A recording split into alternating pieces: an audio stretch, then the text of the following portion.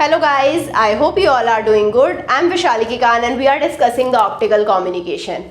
Today in this video we are going to talk about two very important topics, that is the cutoff wavelength and the number of modes. So both of them are related to the normalized frequency or the V number. So we have to understand what is V number first, and then we will be moving towards the number of modes and the cutoff frequency. So we should understand how many modes are there in a given optical fiber, right? We should know what is the cutoff wavelength below which we can get the single mode operation, right? So both of them are related. So first of all, let's discuss about the normalized frequency or the V number. So V number is denoted by V and it is given by the formula 2 pi upon lambda into A into Na. Now what is A over here? A is the core radius, we all know it. And what is Na? Na is the numerical aperture. Right. So now coming to the relationship between the numerical aperture and the relative refractive index. I can easily represent numerical aperture in the relative refractive index formula as well. So now numerical aperture is given as N1 under root 2 delta. Now where delta is the relative refractive index, right? So I will be representing it.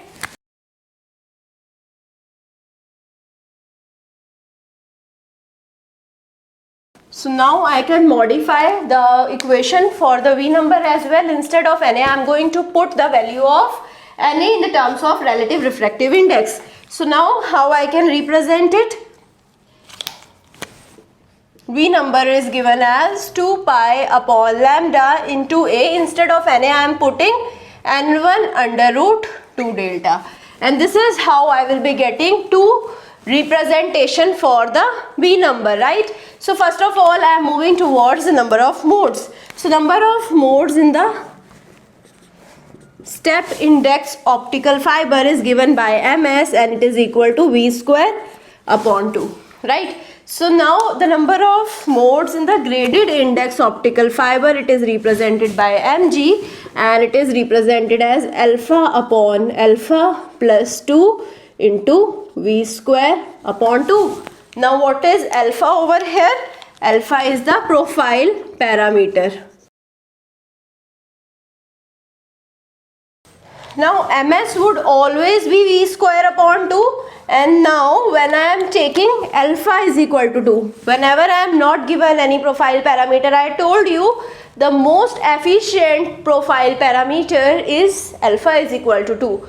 So this is the parabolic profile parameter and it is giving me the most optimal result. So let's understand what is the difference between the step index fiber and the graded index fiber when I have alpha is equal to 2. So let's put alpha is equal to 2 in that equation. So which means Mg would be equal to 2 upon 2 plus 2 into V square upon 2.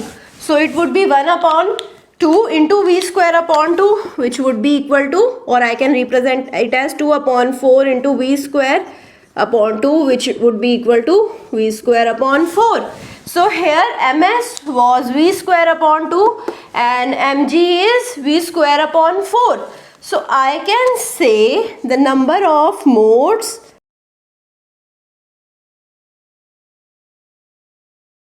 in the step index fiber. So this is Ms is equal to 2 into Mg. So the number of modes in the step index fiber will be equal to 2 into the number of modes in the graded index fiber. Right, so I can represent Ms as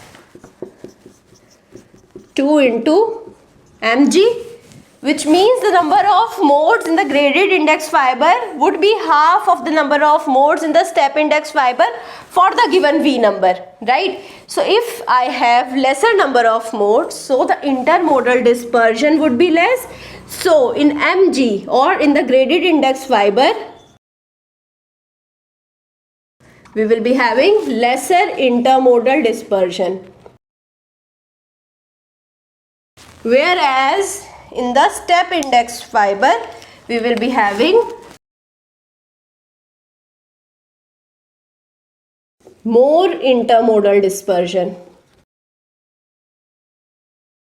I hope you understood the concept why I am saying I will be having more intermodal dispersion in the step index fiber. So now which fiber I want to work upon? I want to work upon on the gradient index fiber because it will be having lesser number of losses, right? Because the dispersion losses are always minimized, right? So now coming to the cutoff wavelength. So now in the previous video when I was talking about the single mode operation, I told you we should be lesser than 2.405. So this was the cut off V number. So V number is having its limit maximum up to 2.405 for the single mode operation. Now I want to find out the cutoff wavelength at which I will be having this condition satisfied, or I will be working in the single mode operation. So now I know the formula for the V number. So with the help of this formula I can find out the cutoff wavelength. So V number is lesser than 2.405. So at max V number can be 2.405. So I am putting the maximum value of V over here. 2.405 would be equal to 2 pi upon lambda into A into NA. So now here I can take the lambda this side and I will be finding out this lambda. This lambda is going to give me the cutoff lambda, and I will be having 2.405 over here in the denominator. So A and NA would be as it is. So now here with the help of second formula of the V number also I can find out the cutoff wavelength. So in this formula if I replace NA with its formula with the relative refractive index, I will be getting the second formula for the cutoff wavelength. So here I will be having 2 pi upon 2.405 into A into N1 under root 2 delta. So now in the terms of relative refractive index also I have found out the cutoff wavelength. So I hope you understood both of these topics in a great detail. If you have any doubt in the number of modes or the cutoff wavelength, you can put the doubt in the comment and I will be trying to resolve your doubt as soon as possible. I hope you like this session. If you like it, please push the like button, subscribe to the channel, share it with your friends, send me your feedback. Thank you so much.